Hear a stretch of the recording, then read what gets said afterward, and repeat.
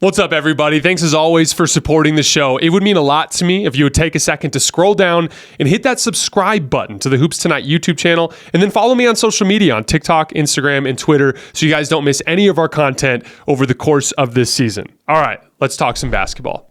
My number 8 is the Los Angeles Lakers, and this is my last team on the tier of teams that are missing traditional championship benchmarks, but you can see the pathway for them. The case for the Lakers is pretty simple. Like I mentioned earlier, they're one of only 5 teams in the league that definitively have 2 of the top 20 players in the NBA. They are top 10 in both half-court offense and defense. That's something that I'm sure a lot of people are not aware of with the Lakers. They are also the 3rd best clutch team in the league this year. They've been really good on both ends of the floor there. They have been like 4 different teams this year because when they won the in-season tournament, they were like this grinded out defensive minded team that just like strangled games into the mud and ran everything out of the post. And then all of a sudden, like now they're like this like beautiful ball movement, player movement, five out offense. They're like the best assist to turnover team in the league over the last 15 games and 5th in offensive rating, but they can't guard anybody to save their lives. And they have now with Jared Vanderbilt out, they literally don't even have a single healthy point of attack defender on the roster. So, but like the case for the Lakers is simple. Jared Vanderbilt comes back. He gets healthy. He takes primary point of attack assignments. The 5-out approach, which involves Jared Vanderbilt not standing in the corner, but rather constantly moving as a screener and as a dribble handoff guy and cutting to the basket. And basically, the Lakers had turned Jared Vanderbilt into a useful offensive player right before he got hurt. He actually had like a bunch of double-figure scoring games in a row. And then the case would be is that the 5-out offense just achieves a transcendent, like just LeBron, Anthony Davis, cutting and moving without the basketball, and Austin and D'Lo just making great decisions. That's the case for it. But I do think it's a long shot, and I thought that their inability to bring in a legitimate two-way athlete on the perimeter at the deadline was kind of the death knell of their season. But I still think they have an outside shot, and you can kind of see it, and that's why I have them at number 8. Where do you have the Lakers? I have the Lakers right now at number 11, it looks like, which is still top half of the league, given the way their season has gone, and they are 30-26, like pretty high up, I think is reasonable to say. They're 9th in the West right now. So, to have them 11th in the league is saying a lot. It sounds like you think their closing lineup right now is Reeves, Russell, Vanderbilt, LeBron. When healthy. Is what you would go with. When healthy. I think you can get away with a lot of the like Vanderbilt, like cutting, moving constantly, screening, rolling, everything like that a lot easier in the regular season than you can in the playoffs, when teams will essentially just play off of him. They will put the center on him and play off of him in the playoffs. If you have a second body to be able to do so, like the Nuggets will just use Nikola Jokic like in the middle of the court and play off of him, right? The Clippers would just use, I would bet you the Clippers would put Kawhi on AD and just use Ivica Zubac like in the middle of the court as the help defender and just say, okay, Jared, run around, do your thing, like move around. That's fine. We'll just be here waiting for you at the rim, and we'll be here waiting for everybody else at the rim as well. I don't think you can close with Vanderbilt. I think Vanderbilt's a valuable player for 20 minutes a game in the playoffs, like he's shown that before. I just don't think you can close with him. I wonder if their best closing lineup is actually the 3 guards, including Spencer Dinwiddie. The case would be the fact that like you're just getting more just as just a better basketball player, right? So like whatever you're giving up in terms of Jared's height and speed and perimeter defense, you're just getting back elsewhere, right? That's the case. Or Rui. Like maybe it's Rui if teams, if Rui continues to knock down shots from the perimeter and, teams feel like they have to guard him and Rui can match up, physically with somebody.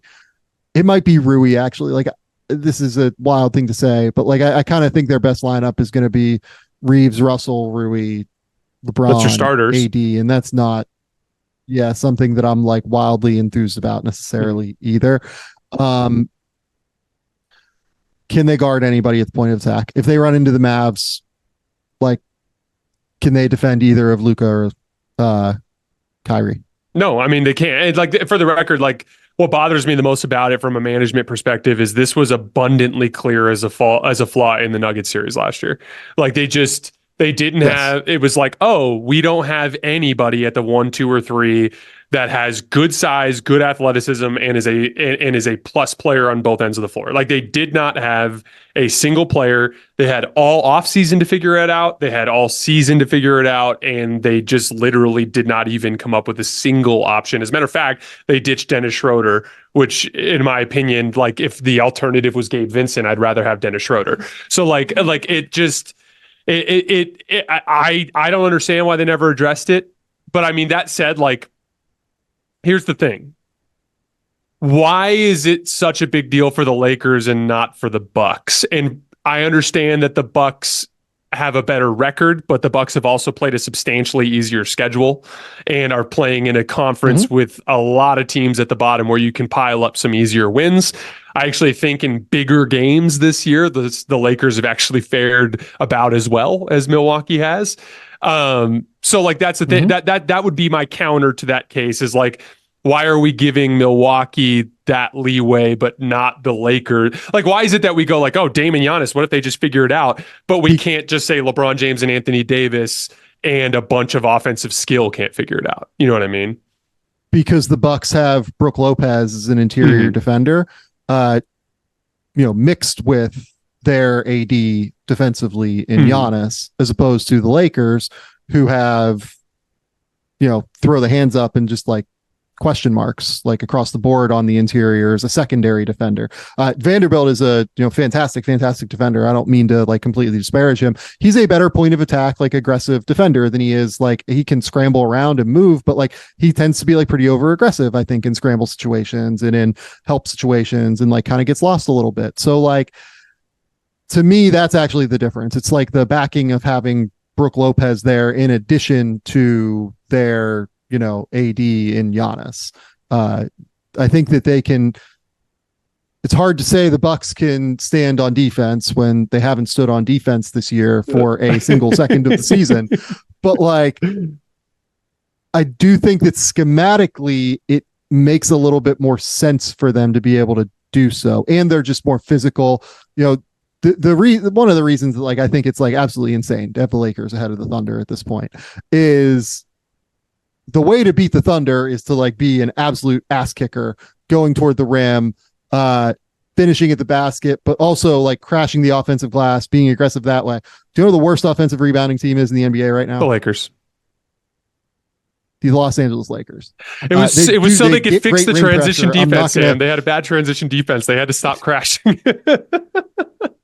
And they have to, like, that's the thing that's actually like a big piece of why I think that the Thunder, people bring up the defensive rebounding side of it. And maybe I assume you have the Thunder next.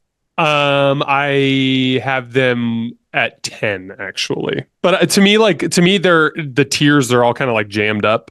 But okay, we'll talk about the Thunder when we get to the Thunder, but I'll kind of give my case on why the like defensive rebounding thing is worrisome, but not like a potential death knell.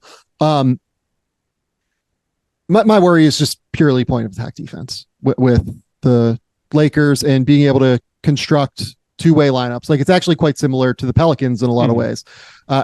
The advantage that the Lakers have and why they should be ahead of the Pelicans, in my opinion, is that they have Anthony Davis. He is arguably the best two-way player in the league this season, and Anthony Davis should be top 3 in Defensive Player of the Year unequivocally so far. I think he has been fantastic on that end.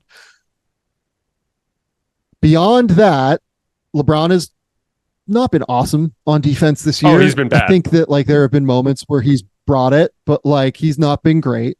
The advanced numbers, because he pairs a lot of his minutes with AD, are like pretty okay and like forgiving to LeBron on that end. But like generally, so I think he has not been great and like attentive on that end. Austin Reeves has not been very good on defense. D'Angelo Russell has not been very good on defense. Rui is, still space cadet off the ball in a way that is concerning. They just don't have, Cam Reddish can't offense at a level that you need to in the playoffs. Spencer Dinwiddie, sneakily, I know that it hasn't been a great offensive season for him. I actually thought that he took on a lot of difficult assignments for Brooklyn this season. Nobody paid attention to Brooklyn because they were the most milquetoast basketball team on planet Earth prior to the deadline. But Spencer, for people who said Spencer was quiet quitting the Nets, he had to fight every night against an opposing team's good offensive player when they were running out Cam Thomas. He had to do more than what I think people gave him credit for. Now, he hasn't had a great offensive season. I'm not going to sit here and defend Spencer Dinwiddie. I do wonder if, 6'6" can at least hold up in those matchups a little bit better, certainly than Reeves and Russell have.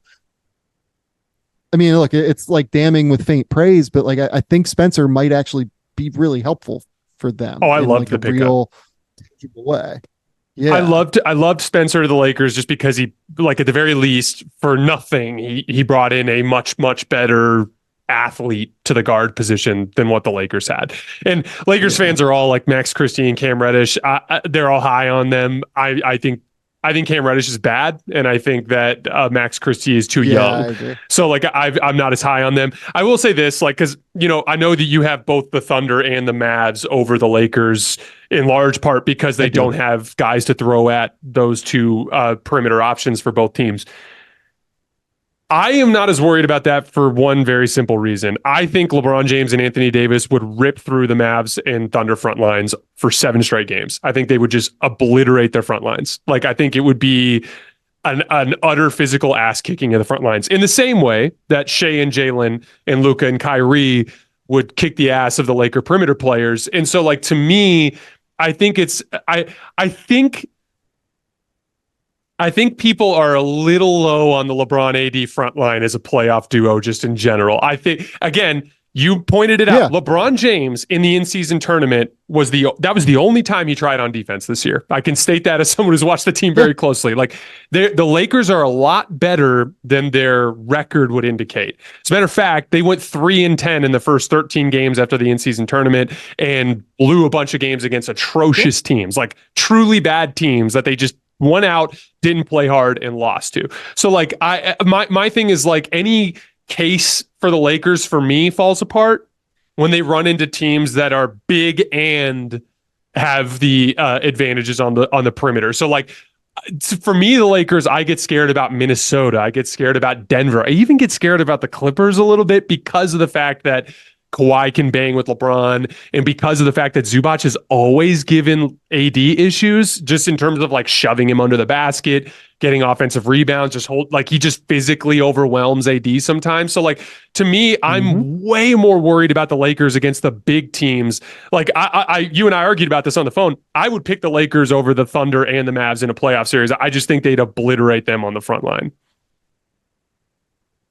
Yeah, we'll talk about that when we get to the Mavs. I think the Mavs front line is a little bit better than what people think. So with the addition, with one particular addition.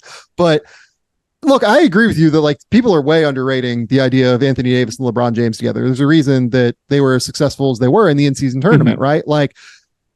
They can really play when they decide to turn it up for a real, set of games.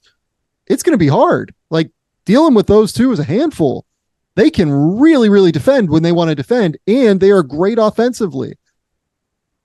Having to do it from where they're going to have to come from is my issue.